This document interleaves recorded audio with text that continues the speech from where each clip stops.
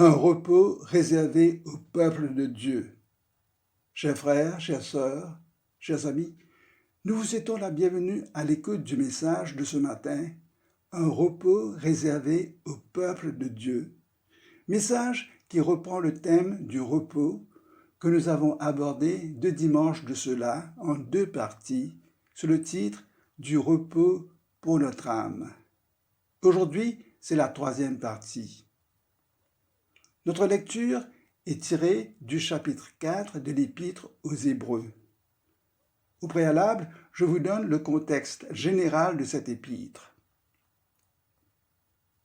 Beaucoup de croyants étaient sortis du judaïsme en plaçant leur foi en Jésus-Christ. Mais ils étaient tentés de faire marche arrière afin d'éviter la persécution venant de leurs compatriotes. L'auteur de l'Épître aux Hébreux les exhorte à persévérer dans leur foi et de tendre à la perfection, de tendre à ce qui est parfait. Il base son appel sur la supériorité de Christ par rapport au système religieux du judaïsme. Christ est supérieur aux anges, leur dit-il, car les anges l'adorent. Christ est supérieur à Moïse, car c'est Christ qui a créé Moïse.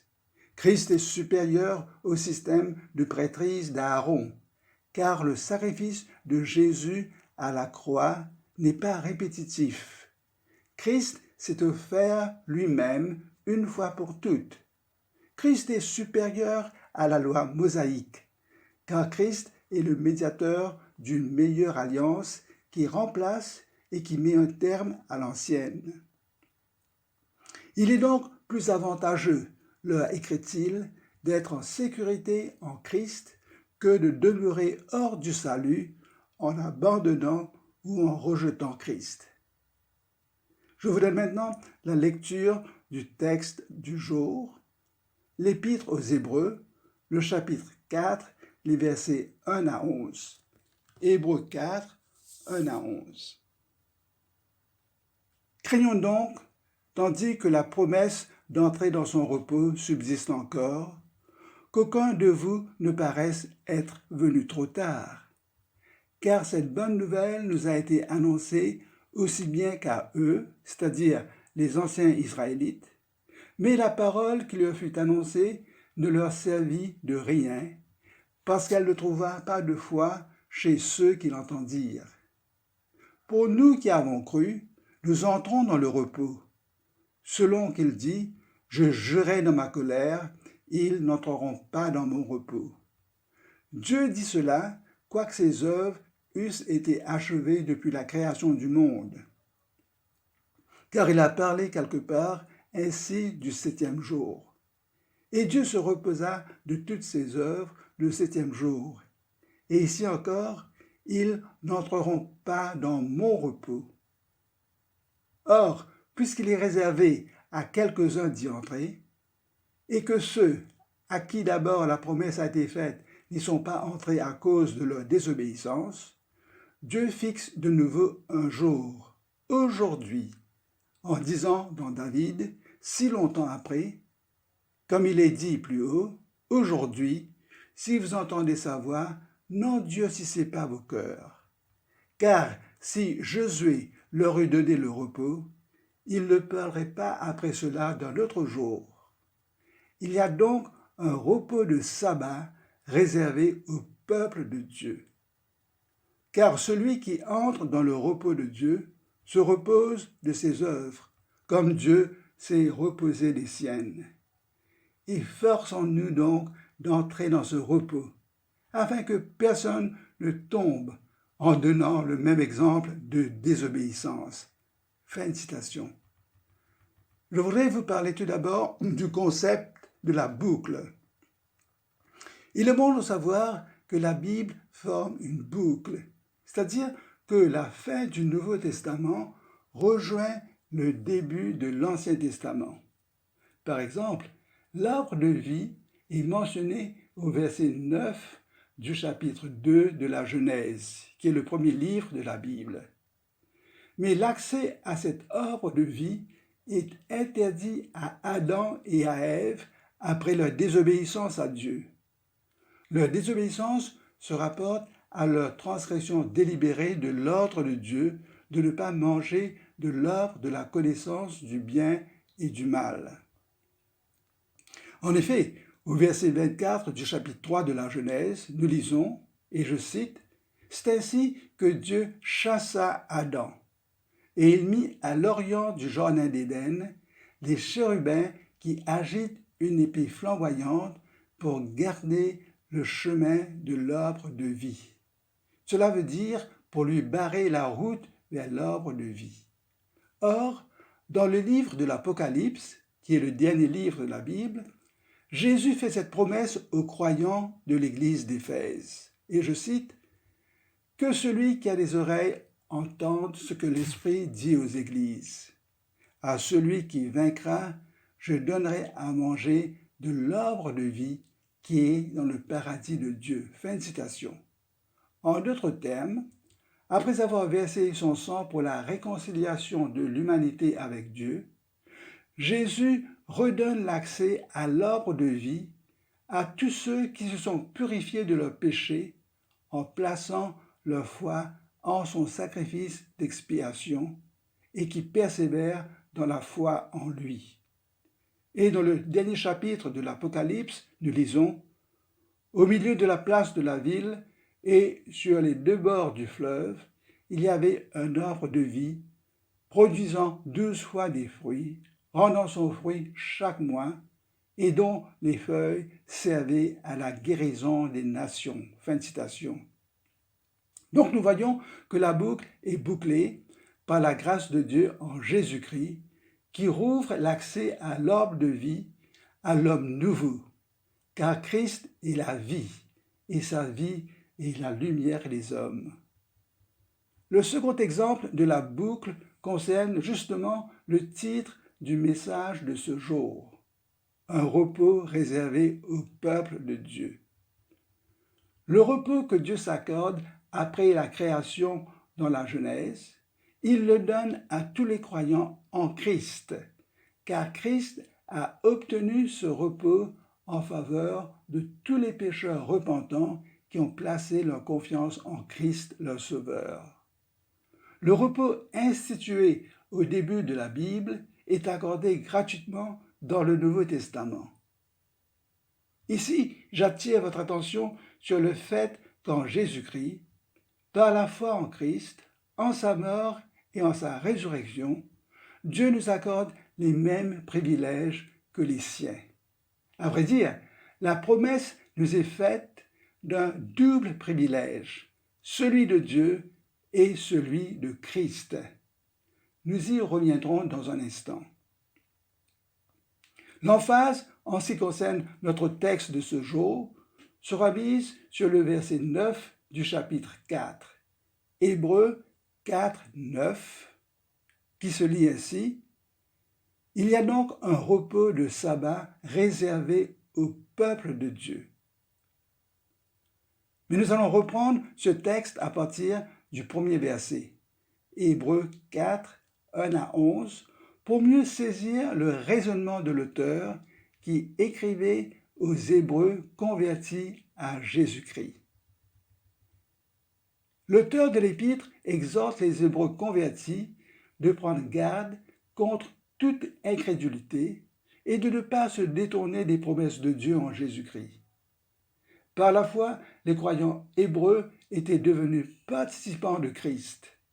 Donc, l'auteur les supplie de rester fermes dans leur foi malgré les persécutions.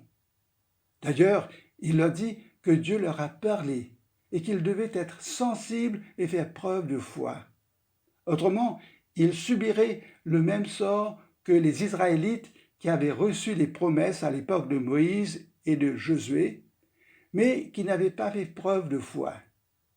La conséquence a été un jugement fatal contre tous ces Israélites incrédules pendant la traversée du désert. En fait, Dieu avait juré qu'il ne leur permettrait pas de faire l'expérience du repos dans la terre promise sous le ministère de Josué.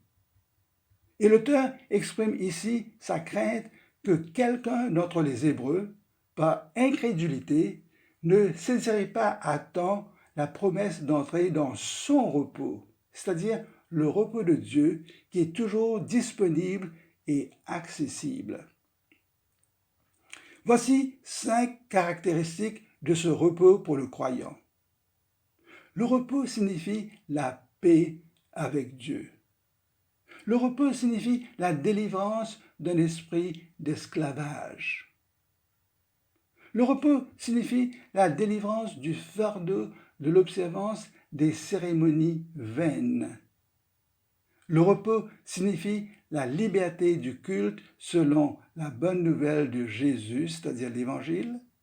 Et le repos signifie le repos dont jouit Dieu lui-même. Le mot repos, en grec kataparsis, signifie une cessation, un repos, une mise au repos.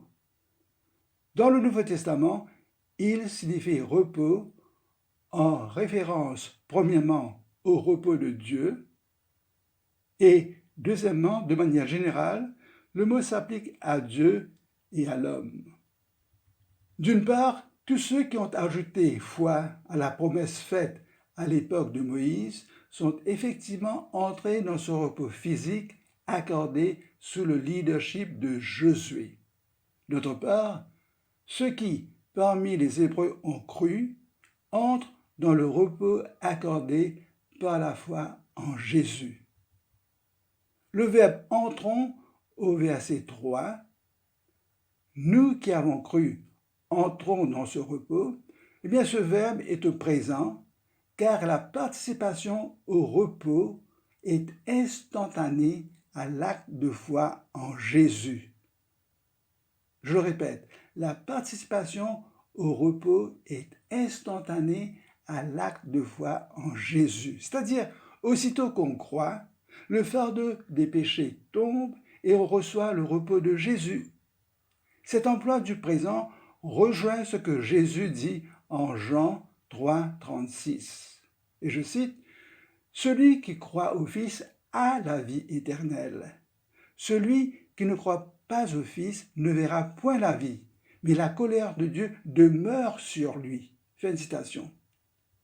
La vie éternelle est tout de suite accordée aux croyants par la grâce, tout comme la colère de Dieu plane sur l'incrédule. Imaginons la joie qu'a eue Israël en sortant d'Égypte et en s'approchant de la terre promise. Mais maintenant, pensez à toutes ces tombes creusées dans le désert pour ensevelir les cadavres de ceux qui ont laissé leur vie à cause de leur incrédulité. Une merveilleuse promesse était disponible à tous, mais beaucoup, en fait toute une génération, n'y ont pas cru. Ils ont raté le repos parce que, bien qu'ils aient entendu la parole de Dieu, ils n'y ont pas ajouté foi. Comme preuve qu'un repos était toujours disponible bien des siècles après celui de Canaan, l'auteur cite David qui leur dit dans le psaume 95 d'écouter la voix de Dieu aujourd'hui. Et l'auteur poursuit qu'il est encore réservé à des Hébreux, ainsi qu'à nous aujourd'hui d'ailleurs, d'entrer dans ce repos promis par la foi. Je voudrais vous dire un mot sur « mon repos ». C'est une citation du psaume 95 et « mon repos » est utilisé au verset 5 de notre texte. Cela veut dire que c'est le repos de Dieu, c'est son repos. Dieu a terminé son œuvre de la création bien qu'avant Israël n'entre en Égypte ou avant que David n'écrive le psaume 95. Pourtant, bien que ces œuvres aient été achevées depuis le 6e jour de la création du monde, Dieu parle toujours de « mon repos », démontrant que ce repos est toujours le sien, car c'est lui qui l'a institué. Au verset 8, une allusion est faite à la concrétisation du repos par l'intermédiaire de Josué. Mais l'auteur dit que ce repos n'était pas définitif. puisque David parle d'un autre jour. En effet, il dit au verset 8, « Car si Josué leur eût donné le repos, Dieu ne parlerait pas après cela d'un autre jour. » Et au verset 9, l'auteur conclut qu'il y a donc un repos de sabbat réservé au peuple de Dieu. L'auteur établit ainsi un contraste entre le repos que les Israélites avaient connu sous Josué et le repos de Dieu du verset 10.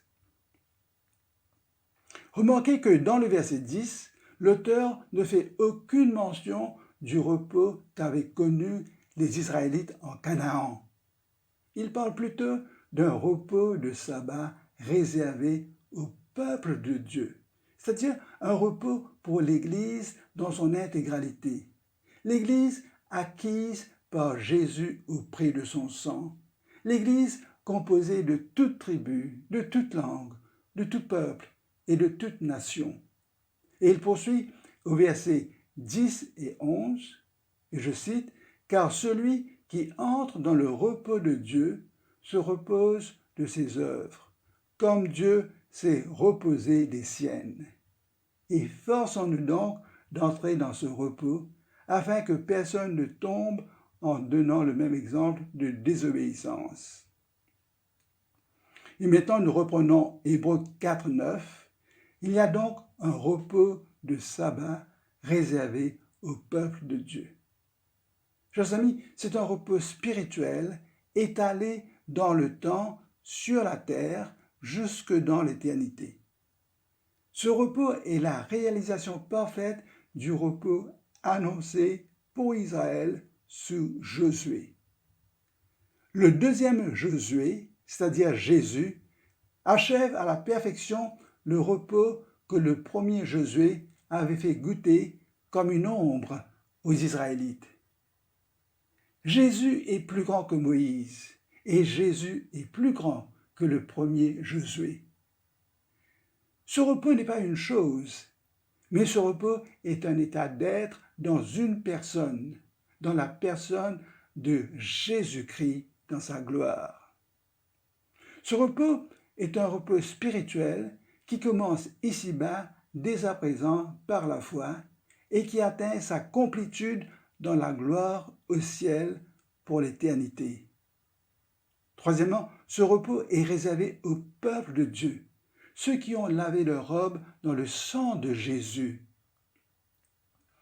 Nous lisons dans l'Apocalypse, au verset 14 du chapitre 22, « Heureux ceux qui lavent leurs robes, afin d'avoir droit à l'arbre de vie et d'entrer par les portes de la ville. » Au verset 10, nous lisons « Car celui qui entre dans le repos de Dieu se repose de ses œuvres, comme Dieu s'est reposé de siennes. » Celui qui est entré dans le repos de Dieu a cessé ses œuvres.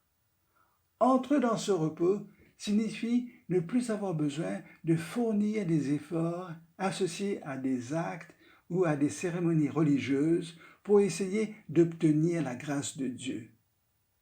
L'idée est qu'il n'y a plus de place pour de bonnes œuvres ou des mortifications comme base pour établir ou faire valoir notre propre justice ou notre propre sainteté. Il y a un sens dans lequel entrer dans le salut par la foi en Jésus signifie cesser ses œuvres et se reposer en toute sécurité sur ce que Christ a parfaitement accompli pour nous.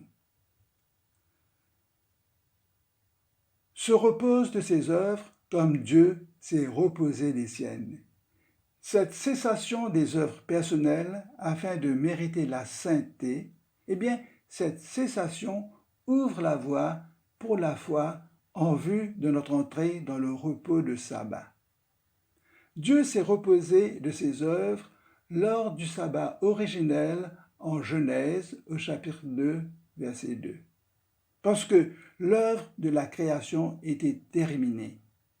Aussi, les croyants en Jésus-Christ mettent un terme à leurs œuvres et à leurs efforts d'auto-justification, parce que Jésus a terminé l'œuvre d'expiation de leurs péchés sur la croix du Calvaire. Nous reprenons ici le concept de la boucle évoqué au début du message, ainsi que la promesse d'un double privilège que nous recevons de Dieu et de Jésus-Christ. Premièrement, ce repos de sabbat ou ce repos de Dieu se comprend à la lumière du verset 31 du premier chapitre de la Genèse jusqu'au verset 3 du deuxième chapitre. Genèse 1, verset 31 à Genèse chapitre 2, verset 3, dont voici la lecture. Dieu vit tout ce qu'il avait fait, et voici, cela était très bon. Ainsi, il y eut un soir et il y eut un matin. Ce fut le 6e jour. Ainsi furent achevés les cieux et la terre et toute leur armée. Dieu acheva au 7e jour son œuvre qu'il avait faite, et il se reposa au 7e jour de toute son œuvre qu'il avait faite. Dieu bénit le 7e jour et il le sanctifia, parce qu'en ce jour, il se reposa de toute son œuvre qu'il avait créée en la faisant. Fin de citation. Ce texte de la Genèse dit clairement que Dieu, ayant terminé le travail de la création, cessa son activité de création, ayant trouvé que la création était parfaite. Cela était très bon, nous avons lu. Eh bien, Dieu se reposa le 7e jour. Ce repos de Dieu a trait en particulier à la cessation de l'œuvre de la création. Dieu bénit le 7e jour et le sanctifia.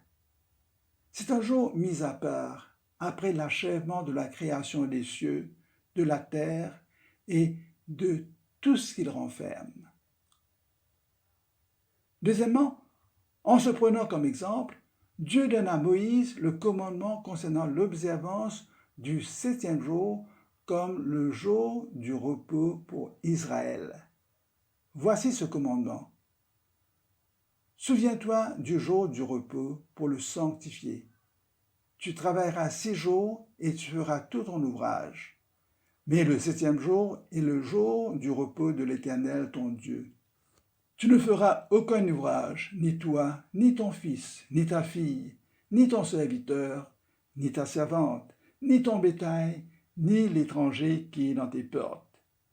Car en 6 jours, l'Éternel a fait les cieux et la terre et la mer et tout ce qui y est contenu.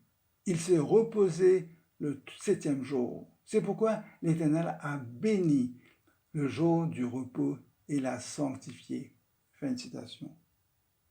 Le raisonnement à la base de ce commandement, c'est que Dieu a cessé son travail de la création et a déclaré le 7e jour, jour de repos, et il l'a béni et l'a sanctifié. Le peuple d'Israël était tenu de respecter le sabbat en l'honneur de Dieu et de le faire respecter par tous ceux qui étaient dans ses portes, incluant l'étranger. Troisièmement, Jésus jette de la lumière sur la signification et l'observance du repos du 7e jour. Que fait Jésus le jour du sabbat? Eh bien, Jésus guérit ceux qui viennent à lui. Lorsque les Juifs l'accusent de violer le sabbat, qu'est-ce que Jésus leur répond? Lisons les versets 16 et 17 du chapitre 5 de l'évangile de Jean. Jean 5, 16, 17. Et je cite, « C'est pourquoi les Juifs poursuivaient Jésus, parce qu'il faisait ces choses le jour du sabbat. Mais Jésus leur répondit, « Mon Père agit jusqu'à présent. Moi aussi j'agis. » Fin de citation. Pour les Juifs, guérir les malades était une action interdite selon leur interprétation du sabbat, alors que pour Jésus, qui est l'accomplissement parfait des commandements et de toute la parole de Dieu, le sabbat est un bon jour pour faire le bien. Pour bien comprendre le rapport entre l'homme et le sabbat, je vous donne lecture du verset 27 du chapitre 2 jusqu'au verset 5 du chapitre 3 de Marc. Et je cite, « Puis Jésus leur dit, « Le sabbat a été fait pour l'homme, et non l'homme pour le sabbat, de sorte que le Fils de l'homme est maître même du sabbat. » Jésus entra de nouveau dans la synagogue. Il s'y trouvait un homme qui avait la main sèche. Ils observaient Jésus pour voir s'il le guérirait le jour du sabbat. C'était afin de pouvoir l'accuser. Et Jésus dit à l'homme qui avait la main sèche, « Lève-toi, là, au milieu. » Puis il leur dit, « Est-il permis le jour du sabbat de faire du bien ou de faire du mal, de sauver une personne ou de la tuer ?» Alors, promenant ses regards sur eux avec indignation, et en même temps affligé de l'endurcissement de leur cœur, il dit à l'homme, « Étends ta main. » Il l'étendit et sa main fut guérie. Chers amis, le sabbat est un bon jour pour faire le bien. Jésus explique ici que c'est lui qui a ordonné ce jour de repos comme un bienfait pour l'homme et non un fardeau religieux pour plaire aux dirigeants du judaïsme. Jésus est le maître de tout, même du sabbat. Jésus est le Kurios, c'est-à-dire le Seigneur du sabbat. Jésus est souverain sur tout, même sur le sabbat. Ce bienfait du sabbat, avec la venue de Jésus, n'est plus réservé qu'aux Juifs, mais il s'étend à l'homme en général. À juste titre d'ailleurs, car le salut par la foi en Jésus, le pardon des péchés, la délivrance du péché et de sa domination, ainsi que la vie éternelle, sont gratuitement accordés à l'humanité entière par Jésus. L'observance du sabbat n'est pas un fardeau de prescription et d'interdiction, encore moins un moyen humain pour gagner le royaume de Dieu. Cet enseignement de Jésus a révolutionné l'interprétation du sabbat.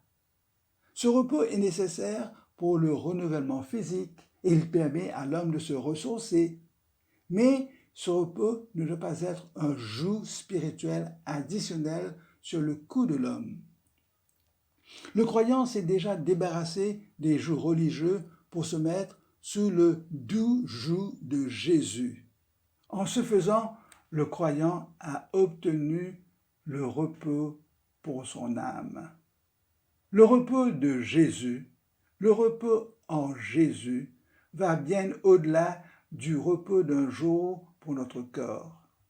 De toutes les manières, puisque Jésus-Christ est Seigneur, c'est son interprétation qui prime à la lumière de toute la révélation.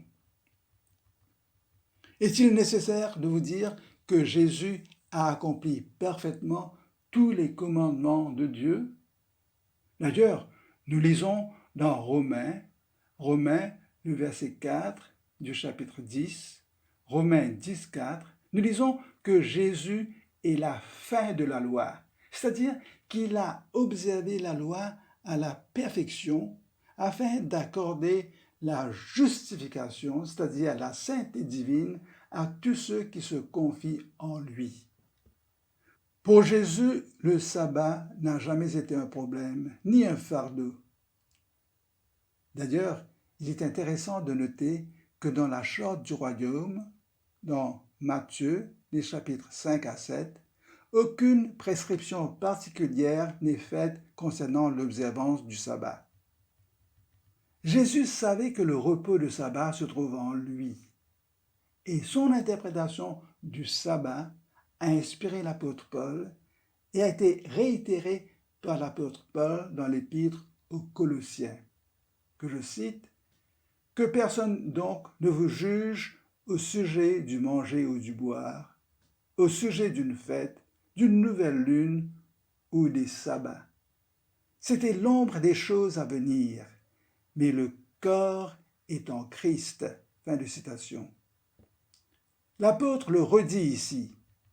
Tout ce qui était donné dans l'Ancien Testament n'était qu'une figure, une ombre de la réalité de ces merveilleuses bénédictions que Jésus nous accorde. Dieu a cessé son œuvre de création, comme Jésus s'est reposé de son œuvre de rédemption. Mais ni Dieu, ni Jésus n'ont cessé de travailler pour notre salut, pour notre protection, pour notre sanctification. D'où cette affirmation de Jésus en Jean 5, 17.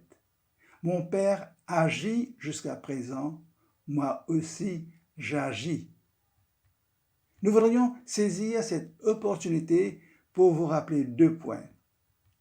Premièrement, le parallèle entre la sortie de l'esclavage des enfants d'Israël d'Égypte en vue de leur entrée dans la terre promise et la délivrance effective des hommes de l'esclavage du péché en vue de leur entrée par la foi dans le repos du sabbat.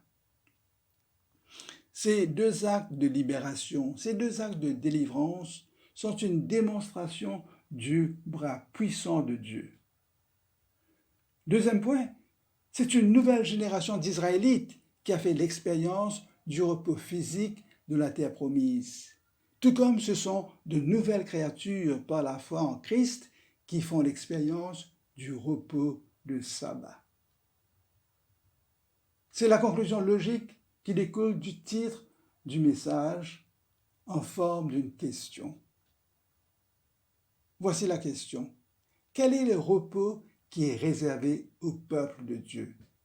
Réponse, il leur est réservé le repos de Dieu. Donc, la boucle est bouclée. Le double privilège du croyant se comprend ainsi. Par la foi en Christ, le croyant est déchargé du fardeau de ses péchés, il est réconcilié avec Dieu, il jouit de la paix de Dieu. Il jouit aussi de la paix et du repos de Jésus qui, après avoir fait la purification des péchés, s'est assis à la droite de la majesté divine dans les lieux très hauts. De surcroît, par Christ, Dieu invite le croyant à connaître le repos qu'il s'est accordé après la création. C'est la promesse de Hébreux 4, 9. En plus, Jésus lui donne le droit de manger de l'arbre de vie qui est dans le paradis de Dieu. Chers amis, pour connaître ce repos réservé au peuple de Dieu, il nous faut faire partie du peuple de Dieu. D'où l'exhortation de l'auteur dans le dernier verset de notre texte, que je cite, « Efforçons-nous donc d'entrer dans ce repos, afin que personne ne tombe en donnant le même exemple de désobéissance. » Je vous invite à prier. Prions. Seigneur, merci pour la clarté de ta parole que tu nous permets de comprendre par ton Saint-Esprit qui illumine l'intelligence de notre cœur. Seigneur, je te demande de me donner la foi pour accepter le salut que tu m'offres en Jésus, pour que, par la nouvelle naissance, je puisse faire partie de ton peuple, le peuple de Dieu, afin que je puisse entrer dans le repos de sabbat que tu as réservé pour tous ceux qui sont membres du corps de Christ. Je te rends grâce, Père, pour ce merveilleux évangile de Jésus. Merci que tu penses à moi pour m'accorder tes privilèges comme ceux de Jésus, en m'exhortant d'entrer dans ton repos aujourd'hui, car j'ai entendu ta voix et je mets toute ma confiance en tes promesses. Amen. Chers amis, merci de votre attention. Que vous soyez chaudement réconfortés par l'assurance que Dieu vous reçoit dans ce repos de sabbat qu'il a réservé pour vous en Jésus-Christ. À bientôt.